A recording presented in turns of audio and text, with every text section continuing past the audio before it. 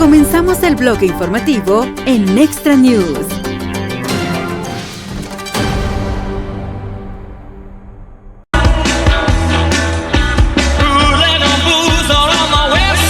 Thank you. Please. Thank you all. Take your seats, please. I gotta say, it feels like a great homecoming to be here in Lima today. I'm so thrilled to be with you all. Now, I gotta say, my chief of staff, who's a great guy, he told me, thank you. You probably don't know who he is, but you're celebrating him anyway. He just got engaged, actually, so I'm very proud of him. He's doing things the right way, but he told me on Monday, which I guess is yesterday, he said, sir, I think we might have to cancel this trip to Lima. And I said, I'm not canceling this trip to Lima for anything. I've been looking forward to this for months. We're not canceling this trip to Lima. And I don't know if you guys saw, but there's nothing going on in the news at all that would justify me canceling this trip to Lima. Why the hell would we cancel the trip to Lima, Ohio? It's a boring day in the White House, as you guys have probably seen. So let me offer a few words of appreciation. So I could probably thank half the people in this room, and I'm so thrilled to be with you this evening. And there are a few by name that I want to call out. So first of all, and I'm not even going to try to pronounce your last name, I never do, but Alex T., the great chair of the Ohio GOP. Thank you, Alex, for everything that you do. I've got to thank, and this is, guys, you should be glad I asked about this. I thought, because it says here, it's Senator Tony Schrader, but I know Tony. And he's not a lowly politician. He is actually the guy who operates behind the scenes. So our great GOP Central Committee man and also the chair of the Putnam County GOP, Tony Schrader. Tony, where are you, man? I love you.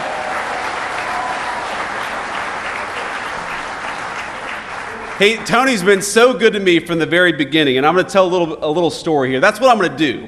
You guys are going to be stuck here for 45 minutes me telling stories. I'm just in such a good mood. Unfortunately, we've got these cameras back there, so I got to be a little bit careful. If I say something really stupid, somebody's got to stand up here and stop me before I embarrass myself in front of national TV here. But Tony Schrader was, when I decided to run for office the very first time, it was the Senate race back in Ohio in 2022. And so this is sort of early 2021 when I'm going around and giving speeches. I haven't even declared my candidacy yet. And Tony Schrader was actually backing somebody else in the primary. Now, Tony was backing a person who is a very dear friend of mine, Jane Timken, who's, I don't know if Jane is here, but Jane, hey Jane, how are you? But that was a hard-fought primary, a bunch of really good candidates. And eventually, of course, I won that primary and won the race. But Tony worked harder for me maybe than anybody in all of Northwestern Ohio. I mean, he knocked on so many doors. You remember, Tony, we would have events with volunteers where we would knock on more doors than I thought humanly possible.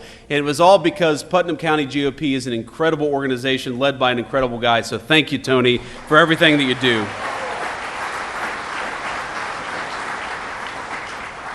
Of course, no thank you here is complete in Lima, Ohio, without thanking our great Allen County GOP Chairman, Keith Cheney, who has an incredible voice. He was the announcer. Keith, I think if I had your voice, I would have been vice president earlier than I made it, man. But, nobody is endowed with perfect gifts here. And, of course, GOP volunteer Kurt Kaufman. Kurt, thanks for everything that you do. We said hello backstage. Thank you, Kurt.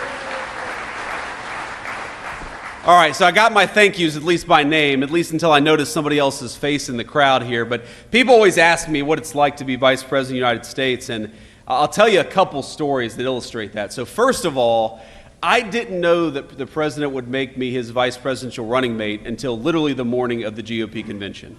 And if you walk back in time, you remember what happened. So the Saturday before the GOP convention, the president, I actually flew down to Florida to meet with the president, and we talked. It was the first time I had ever talked with him explicitly about becoming his running mate. And he said, I'm not sure what I'm going to do, but it's probably going to be you, so go have fun the next couple of days. How do you have fun the next couple of days when that's what the president tells you? And of course, so that evening he flew up to Pennsylvania to do a rally in Pennsylvania, and that was the famous moment where he turned his head and missed, I think what would have been one of the great tragedies in American history, not just a tragedy for him personally. And I really do believe, I'm a person of faith, I imagine most of you are too, I believe the hand of God prevented America from experiencing great national tragedy in that moment.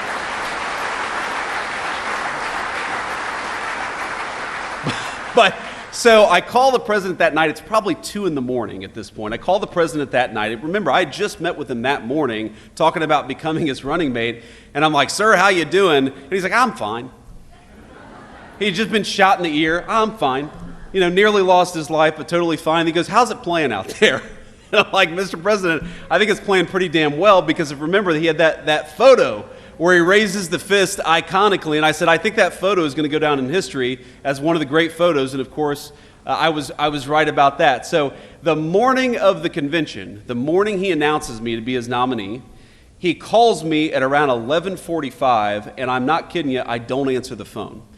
And I don't know what had happened. We had just landed in Milwaukee. We've got 3 little kids. You know, it was a hot day. We were trying to get through all the security to get to our hotel room. I don't know what happened. So I call him back 15 minutes later, and he answers the phone, and he says, JD, you just missed a very important phone call.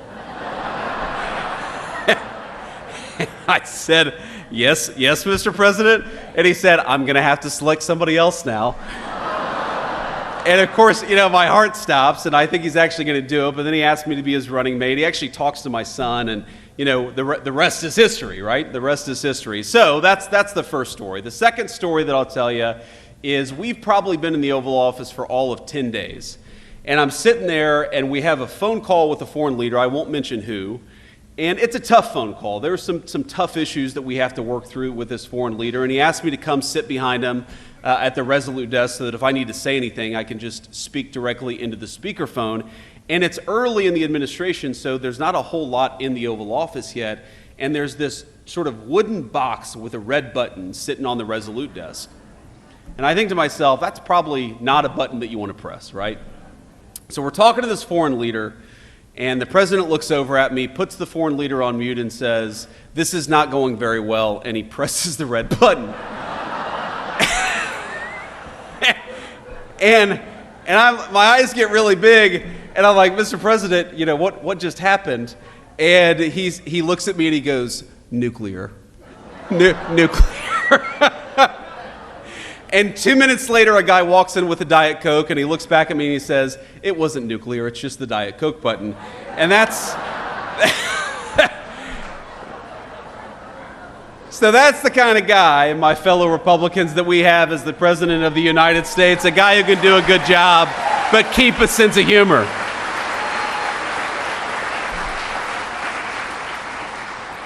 And I've learned a ton, even in 130 days, 140 days, however long we've been in office. I think I've learned more, I've had more on-the-job training than I think any person in the history of having a job for all of about 5 months. Because the thing that I've learned about the President of the United States, and I guess I kind of knew this a little bit, but I've really learned it seeing him interact with foreign leaders, with congressional leaders, and just doing the job of President of the United States is what makes the president so successful is he has the best instincts about people of anybody that I've ever seen in my life. He knows when somebody is selling him a load of BS. He knows when he's making progress, when he needs to cut something off. He knows when he's dealing with somebody that he can trust, and he knows when he's dealing with somebody that he can't trust. And I think if you think about everything that comes across the president's desk, I mean, just on, I guess this is yesterday, on Monday alone, the President of the United States, of course, we were trying to figure out what we were doing with the Israel-Iran situation. Of course, we had just launched the wildly successful attack that destroyed the Iranian nuclear facilities in Fordo and elsewhere. Thank you. But we know the Iranians are going to counterattack, and we're kind of trying to figure out, is it going to be a real counterattack, or is it going to be something more symbolic, more face-saving? He's dealing with congressional leaders about the one big beautiful bill that cuts taxes on overtime, cuts taxes for tips. Thank you. Really really is the most important generational tax reform that we've had in this country in 30 years, and also provides billions of dollars to replenish the southern border funding that encourages us and empowers us to kick out the illegal immigrants and to stop the flow of illegal immigration into our country. So we're doing all these things, and that's just one Monday at the White House, and there's no person that could possibly, read all the briefing materials, the tens of thousands of pages of background on all this stuff. But what you need in that Oval Office is you need somebody with good instincts. You need somebody who can tell when a person is negotiating on behalf of the American people, and you need somebody who knows when they're negotiating against the interests of the American people. And I'll tell you, you do not want to be a person in Donald Trump's Oval Office who's negotiating against the interests of the American people, because they'll throw you the hell out and tell you exactly what he's going to do.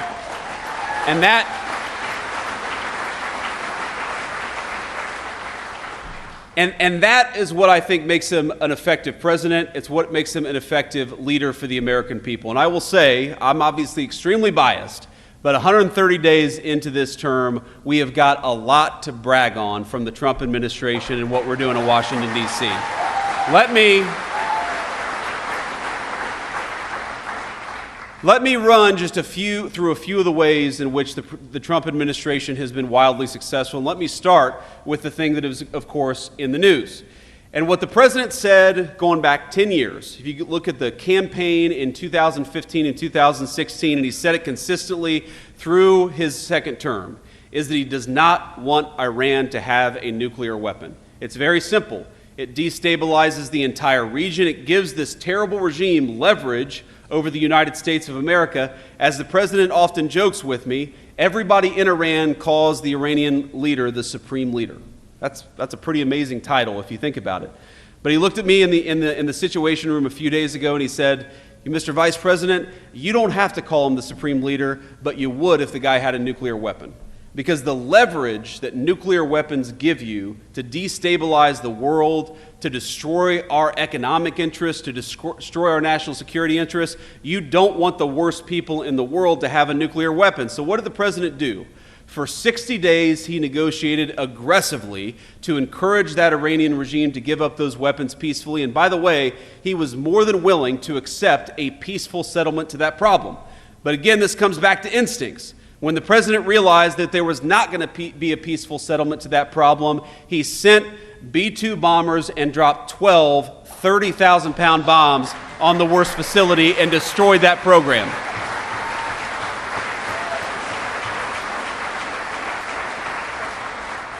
And I think there are a lot of Republicans, by the way, I count myself among them, who after the past 25 years, they don't want to get involved in another long-term, protracted Middle Eastern conflict. We all saw what happened with Iraq and Afghanistan. And so what I call the Trump doctrine is quite simple. Number one, you articulate a clear American interest, and that's, in this case, that Iran can't have a nuclear weapon. Number two, you try to aggressively, diplomatically solve that problem. And number three, when you can't solve it diplomatically, you use overwhelming military power to solve it, and then you get the hell out of there before it ever becomes a protracted conflict. That is the Trump doctrine.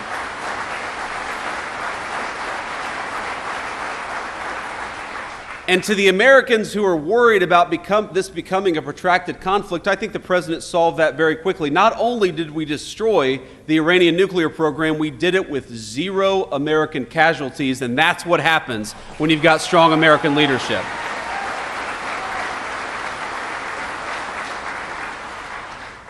Now let me talk to you about something else. For every month that you've got inflation numbers and jobs numbers and wage numbers coming out, I'll come into the White House and I'll say, that this happened now about 5 times, where seems like every economist and every financial journalist in the world says that Donald Trump's policies are going to lead to higher inflation. They're going to lead to lower jobs. They're going to lead to lower wages. And for now 5 months in a row, every single time we come into the news, and it turns out the economists' expectations missed. Because wages are higher, inflation is lower, and our economy is roaring in a way that it has not in a very, very long time. That is thanks to good presidential leadership. And I'll bring it back to instincts because when the president came into office, he said, frankly, what he's been saying for 30 years, that we have got to stop allowing foreign companies to take advantage and foreign countries to take advantage of the United States of America. Why in God's name would we allow cheap slave labor manufactured stuff from a foreign country to come into our country, undercutting the wages and jobs of American workers?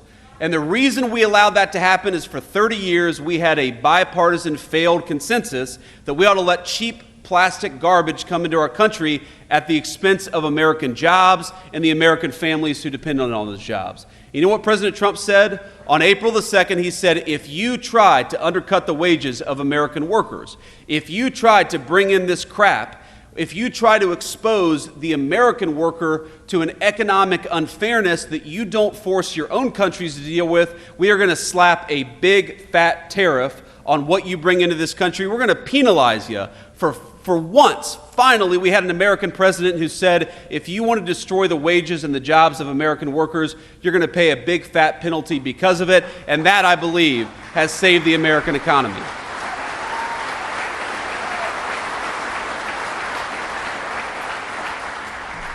If you want to undercut American steel, you're going to have to pay a tariff. If you want to undercut American auto workers, you're going to have to pay a tariff. And all the economists said, well, what this is going to do is going to produce inflation. And no, what the president said is what it's going to do is one of two things. Number one, it's going to force a lot of people to move their factories back to the United States of America. And we've seen more foreign investment in the past 130 days than you've seen in any 130-day period in the history of this country.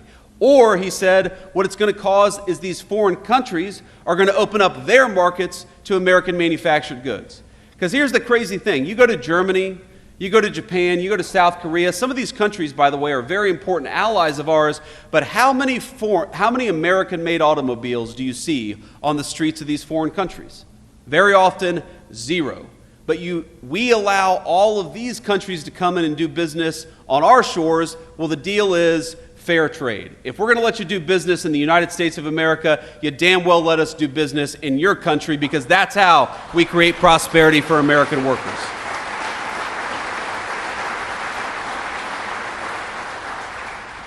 And the final and most important thing, and I think this is the most important issue confronting this country, and it was certainly the most important issue that was destroying this country over the past 4 years, and that is the issue of illegal immigration. Now, if I had stood here in October of 2024 and you had told me that after 45 days of the Trump administration, we would have illegal border crossings down between 95 to 99%, I would have said, whoa, whoa, whoa. I believe the president is very serious about this, and I believe the president is very effective. But there is no way that we're going to have illegal border crossings down that much, and I'm happy to report that 1.5 months into the Trump administration, we had illegal border crossings down 99%. It was a radical success, and it happened very quickly.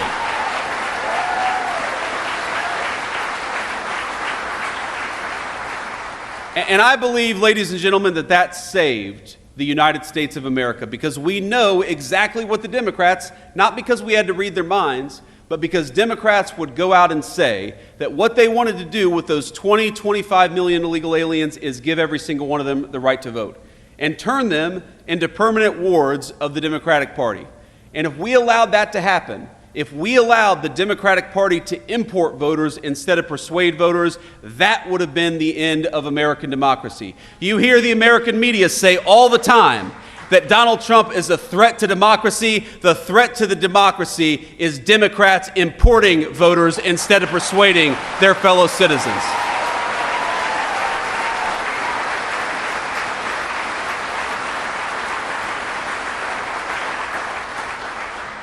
And now we have largely solved that problem. If you look, for the first time in 50 years,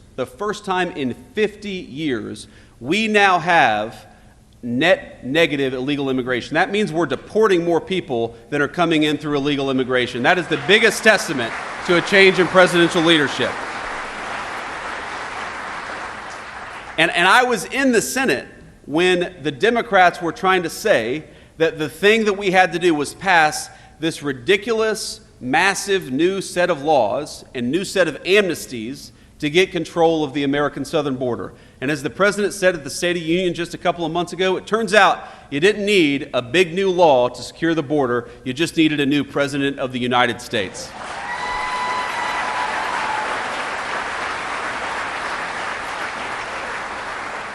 So we've done all these things with effective presidential leadership, and of course we've got a lot of good guys in Washington, D.C. who are working very hard. And I want to give a shout out. I don't believe that they're here. I actually believe that John Houston and Bernie Moreno, hopefully they're in Washington, D.C., working on the big, beautiful bill.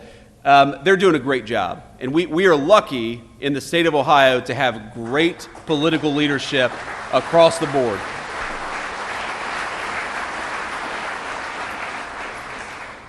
You know, Bernie, I remember talking to the president about Bernie Moreno's candidacy, and, you know, the president really, I mean, look, Sherrod was a tough candidate. Sherrod Brown was a tough candidate. He always did better than national Democrats, and the president himself was a little skeptical that anybody, and we had a lot of great candidates running in that race, the president was skeptical that anybody could beat Sherrod Brown. But I think what we showed him in the Ohio GOP is that while we had a reputation for a very long time as a purple state or even a blue state, thanks to the hard work of people, many of whom are in this room, I think Ohio is now solidly red, is going to stay red for a very long time.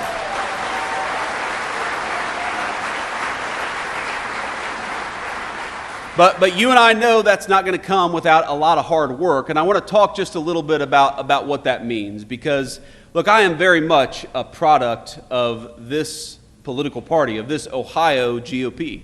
I would not be where I am without it. I believe, in fact, the first time that I've driven on 75, and I've got my Midi purple tie, Middletown Middies, our color's purple here. I wore it in honor of the Middletown Middies. The first time that I've driven on I-75, I'm pretty sure as vice president, was to come to the Lima GOP event here today. And I think about the number of times, thank you, Keith, the number of times that I've driven up and down Interstate 75 as a kid when I was working at a tile warehouse delivering tiles to Findlay, Ohio, or as a, there we go, or as a Senate candidate who was trying, showing up and speaking to groups of 12 people trying to earn votes. I think that what is so great about the Ohio GOP is that we really are strong top to bottom. We've got great candidates running for statewide office, but we've got I see a lot of young people here, many of whom are getting involved in politics for the very first time. And I got to tell you, I've lived a very blessed life in politics. The president, he always gives me a little crap about this. He says, JD, you came out of nowhere, you were a senator, and then all of a sudden you were the vice president of the United States. I don't think anybody has had that much success in politics except for me. That's what the president always said. I was like, thank you, sir. I guess I'm the second, he always calls me the second most upwardly mobile politician because he was the first. He came from no politics to president of the United States. So, but the thing is, you don't get people who run for political office without cultivating talent and cultivating the grassroots and actually encouraging people to get involved at every level of government. There's a lot of important stuff that we're working on at Washington, D.C., but there's a lot of cool stuff happening right here in Allen County, Ohio. There's a lot of important stuff that are happening at the State House. And frankly, a lot of the great political leaders of the future are going to learn from the political leaders of today at the Ohio State House or at the federal Capitol in Washington, D.C. The first exposure I ever had to politics was actually as a page in the Ohio Senate when I was a student at Ohio State University. That was the first time I had ever been exposed to the American political system, working for a great state senator by the name of Bob Schuler from southwestern Ohio. And I'm sure a lot of you remember Bob Schuler. He was a good guy. The first person who taught me how to respond to a constituent was Bob Schuler.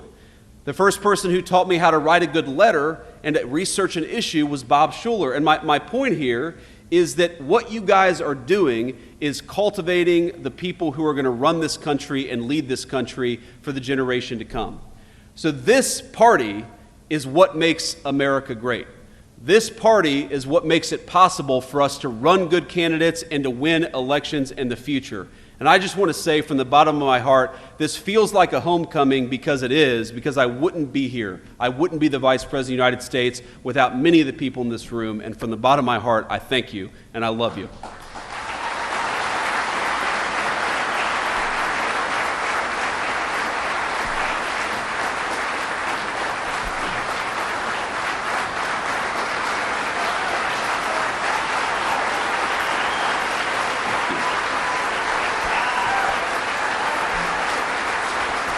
Well, thank you, thank you. I should quit while I'm ahead, honestly. I should just walk out the door now. I'm not going to do much better than that, I think. But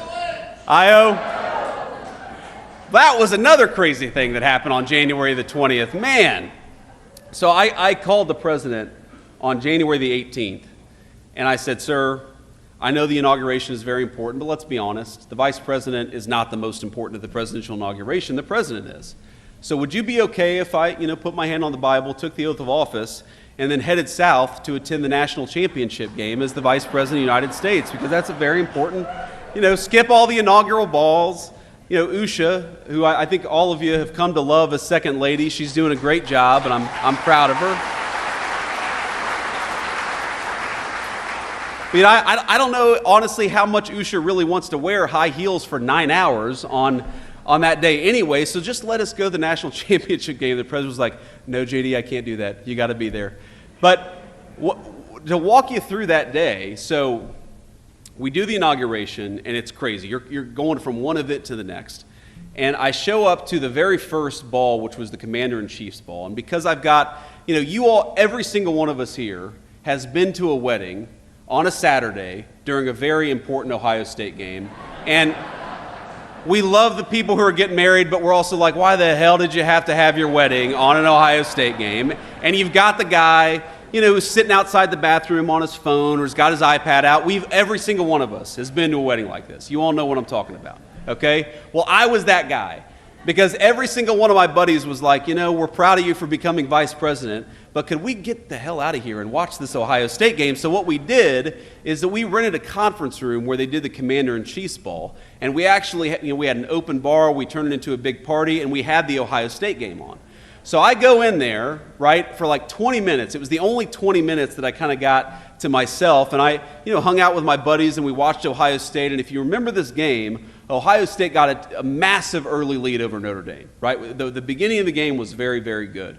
So I kind of started to relax a little bit. It's like, oh my God, I just got inaugurated vice president, and the Buckeyes are going to the national championship all on the same day. This is the best day of my life, right? It's not going to get much better than this. And then, we went to a couple balls, and then I think it was after the second ball, before the third ball, I was watching on the TV, and Notre Dame started to catch up a little bit. If you all watch this game, you remember Notre Dame started to catch up a little bit. And so I was like, you know what? I'm going to be late to the third ball, and I'm going to sit here and watch this game. Because if Ohio State loses, I'm going to hate myself forever for not having sat here and cheered on the team during these final moments. Of course, it all worked out. Ohio State won. They came to the White House. I don't know if you saw, I broke the damn trophy when they came to the White House. That was one of the most embarrassing moments of my life. I was hoping that, no, we didn't see that. We didn't see that, JD. No, all of you are laughing. Everybody saw it. But the point is that it was an amazing way to connect the great Buckeye state of Ohio and what was happening, because without this state's GOP in particular, Donald Trump would not have been president the first time, and we certainly wouldn't have the great Senate majority that we now have for the second administration. And the president, as you all know, he actually has a very deep affection for the state of Ohio, because he was the person who turned Ohio really from a purple state to a red state. I mean, all of you remember this. I mean, where is Bob out there? Is Bob Paduchik out there? There's Bob Paduchik. Give it up for Bob Paduchik.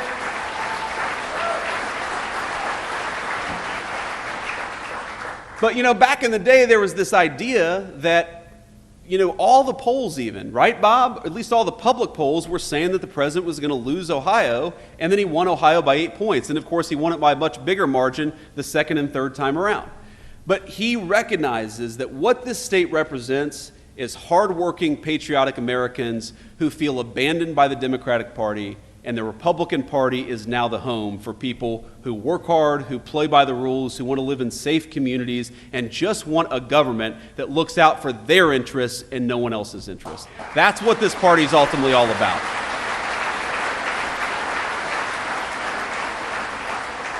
Because when I see that wage growth is the highest that it's been for working people in 60 years, working and middle-class people, the highest wage growth we've seen in this country for 60 years.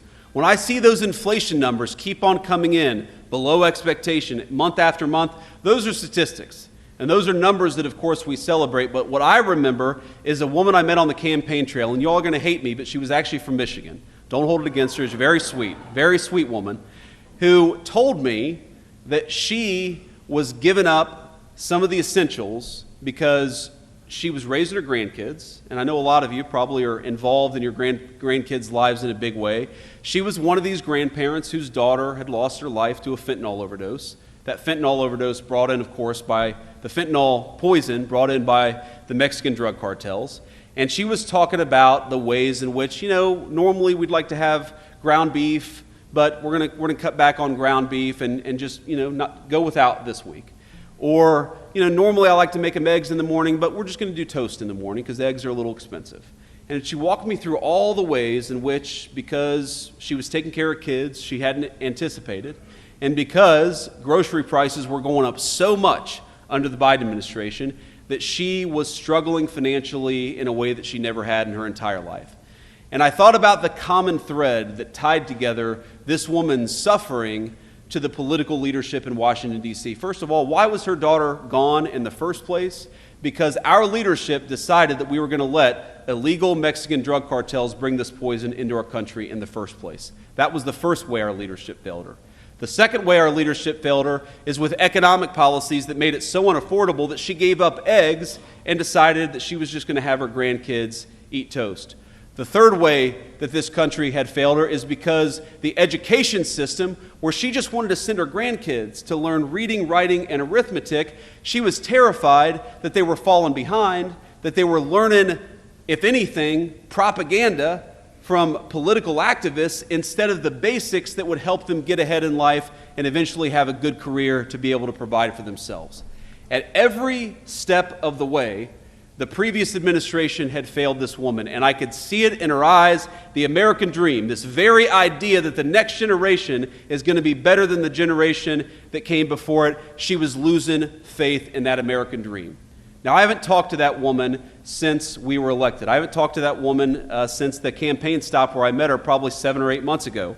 But when I see that energy prices are lower, when I see that illegal immigration is down, when I see that fentanyl overdoses are down, when I see the president under his leadership, we're arresting Mexican drug cartel members at record numbers, what I see is an Ohio Republican Party and a national Republican Party that is fighting successfully for the American dream.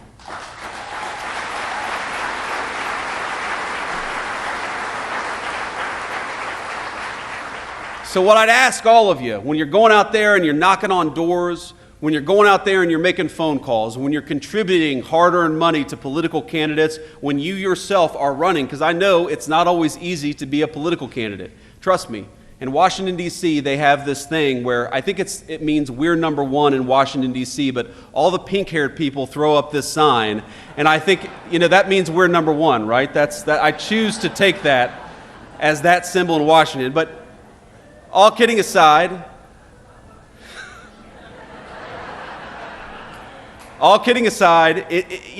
sometimes this job of politics is inspiring, and sometimes it's hard work. And you take the good work, the inspiring work with the hard work, but I want you to remember that what we're trying to do is create the kind of country where that woman's grandchildren can grow up and go to a safe school where they get a good education. We're trying to create the kind of economy where those grandkids, if they work hard and play by the rules, can provide for their family with a dignified, high-paying job. We're trying to create the kind of country where that woman knows that her leadership cares more about her and her family than they do about Mexican drug cartels. We are trying to create the kind of country where the American dream is alive and well. Muy pronto, vuelve a escuchar las noticias más relevantes en este canal de noticias.